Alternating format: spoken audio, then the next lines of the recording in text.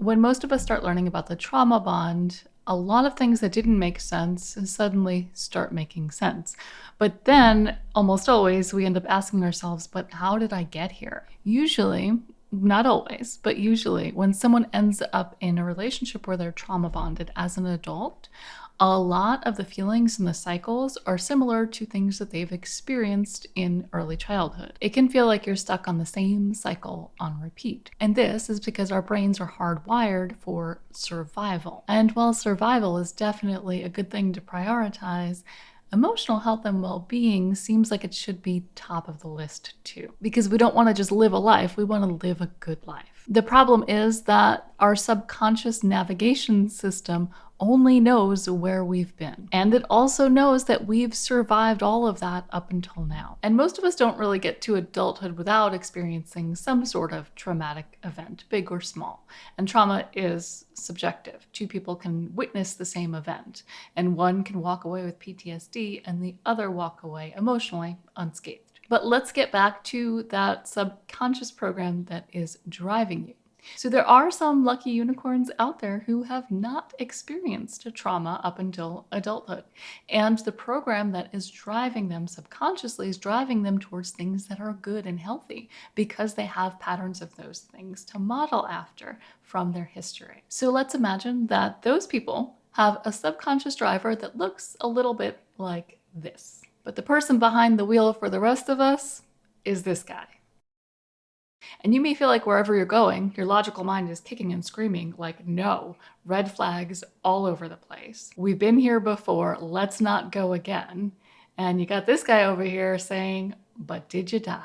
The good news is that we can start to give that guy a new program. We can make him look a little bit more like that Jamie Lee Curtis character, the one who knows what good decisions look like and can drive you towards them. It does take some subconscious reprogramming, and we'll talk about that towards the end of the video. For now, let's get into the 7 signs you might be in a trauma bond. My name is Christina, and this channel is dedicated to helping you recognize and overcome the aftermath of emotional abuse. If that's something that touched your life, consider subscribing because you'll find a whole lot of helpful content here. And if you think you're in a toxic relationship, maybe even a relationship with a narcissist, I have a free download that might help you sort through that. Okay, so now on to the 7 signs that you're in a trauma-bonded relationship. And the first sign is that the relationship itself feels like an emotional roller coaster. There are so many ups and downs that you can't keep track. It's almost like you can't catch your breath. And here's where that meme imagery really starts to make sense, because as you're recovering from the previous roller coaster ride, you've got your subconscious driver saying, hey, come on, let's go on another one. So this really explains why some of us go through these cycles and repeat the same cycles with different people. But when you're in a trauma-bonded relationship, that emotional roller coaster ride is all going to happen within the same relationship. And if you're in a relationship with a narcissist, it usually follows the very distinct patterns that narcissistic relationships follow. So there's the love bombing phase, devaluation, and discard. And if you want more information on that, definitely check out the free download that I have in the description. But going through these phases, what it feels like definitely is an emotional roller coaster. There's ups and downs, and you're loved and then you're not loved, and then you're wanted and then you're not wanted, and you're discarded and then you're hoovered. In a relationship like this, where a trauma bond is present, you're very much going to feel like you're in survival mode. And in the aftermath, after you get out of a relationship like this, that's when you can start to look back and see some of the stuff that you weren't seeing in the moment. Like, for example, how maybe the other person was baiting you all along. They were intentionally bringing you into situations and arguments that they knew would set you off, so that you would not pay attention to what else was going on. So another sign that you're in a trauma-bonded relationship is that you don't trust the person that you're with, yet you're not leaving. So this is where we often cling to toxic hope. I can tell you from my own experience and so many other people who have been there that I have spoken to and worked with, that you can go so far as to make up these wild, crazy stories to explain someone's bad behavior, to explain away what you know to be true, that this person is lying to you, that they're manipulating you, they're gaslighting you. And you know it in your gut. A lot of times you know it in your gut. But if you were to admit it even just to yourself for long enough, you know that you would have to leave. That's the next logical step. So we end up making up these stories to hide what we know to be true. So another sign is that you end up justifying this person's bad behavior. So maybe you're around a group of people and they insult you like really badly, and everyone else in the room gets quiet because it's awkward, because it was inappropriate. And somebody pulls you aside later to talk about it, and you end up justifying, well, no, it's just, this person, their delivery sometimes is a little bit harsh, but, they don't mean it like that. He or she, they were just joking. You have to get to know them a little bit better, then you'll understand. Or maybe your friends or family members have their own experiences with this person, and they come to their own conclusions, and you try to mitigate the negative effects. You try to explain away rude behavior so that other people won't think poorly of them. In a trauma-bonded relationship, it becomes especially important for you to go on damage control. So you are kind of maintaining this other person's image. And you might even be doing that just simply by not talking about things that are going on in your relationship, not talking about the worst of what all has happened. So another sign that you are in a trauma-bonded relationship is that you use moments of calm and peace to justify staying together. So maybe you have a lot of time that's just quiet. Maybe it's not good or not bad. Or maybe you have some moments that are really intensely good, and you choose to focus on those things. And to be fully transparent, I'm all about focusing on the positive, but not when it's standing in the way of your emotional well-being.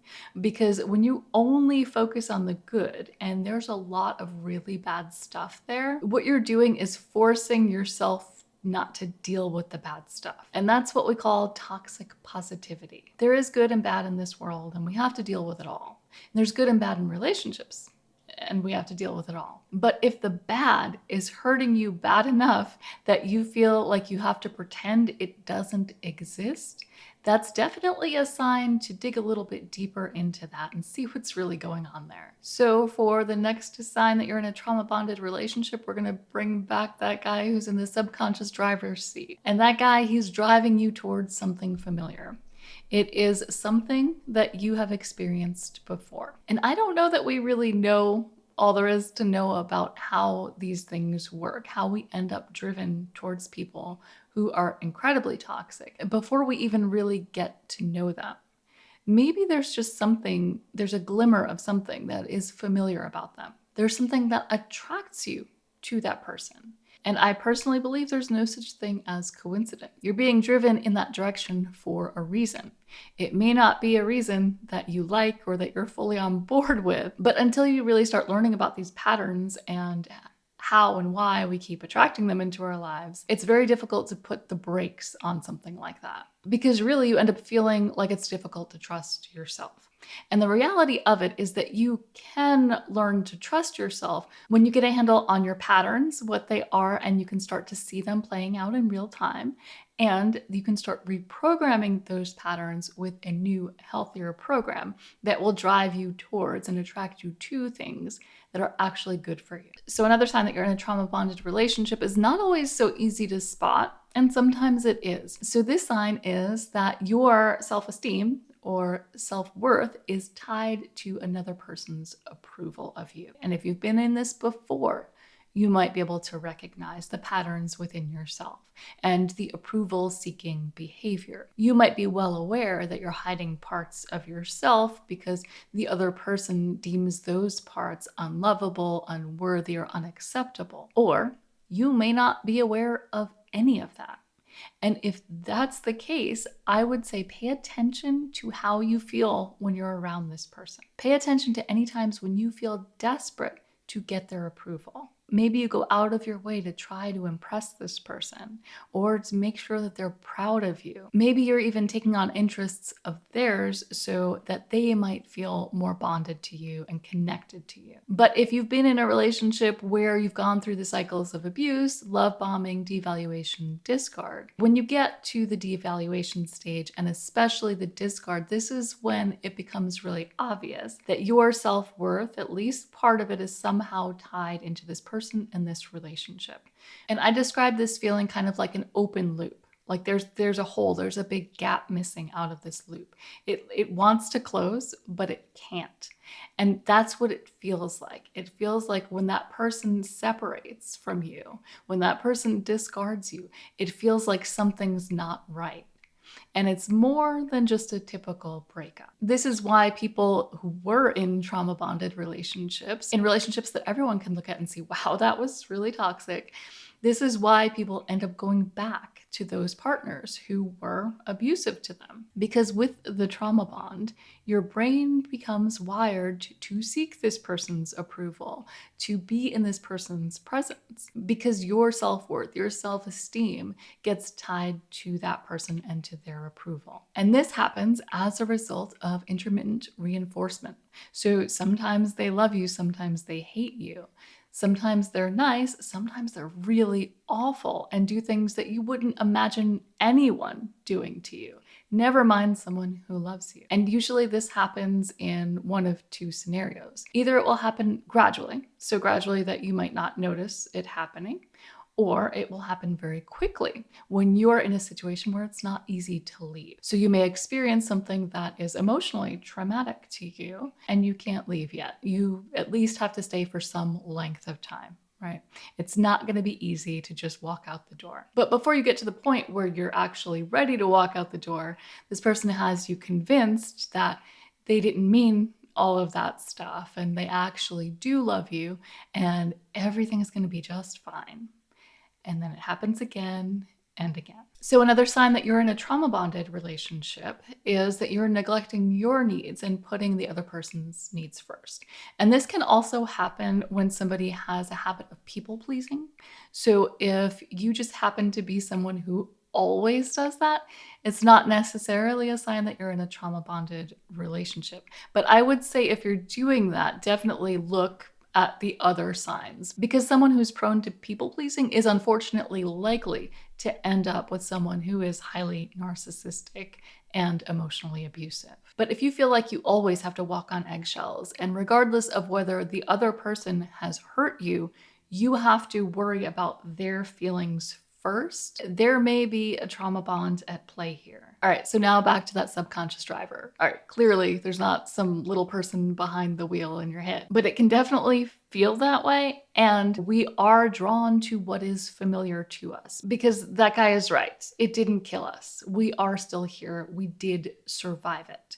And something that is familiar is often less scary than something that is unfamiliar, completely uncharted territory. But when the things that are familiar are undesirable, it's usually because we have beliefs about ourselves and about the world that are untrue.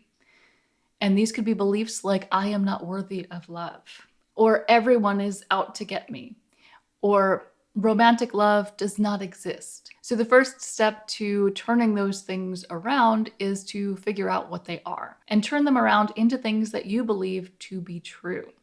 What I'm talking about here are using affirmations. And I know to some of you, affirmations feel kind of like a new agey kind of thing, but there's a lot of research behind affirmations. There are things that we can just easily write off, like, oh, that's just a new age thing, like meditation, affirmations, gratitude practices. But these three things are very important for recoding those subconscious beliefs and to giving that driver a new program, a new roadmap to go off of. So to get you started down that road, I'm going to share some affirmations that are targeted towards people who have been in relationships like this. And you'll find those affirmations right here.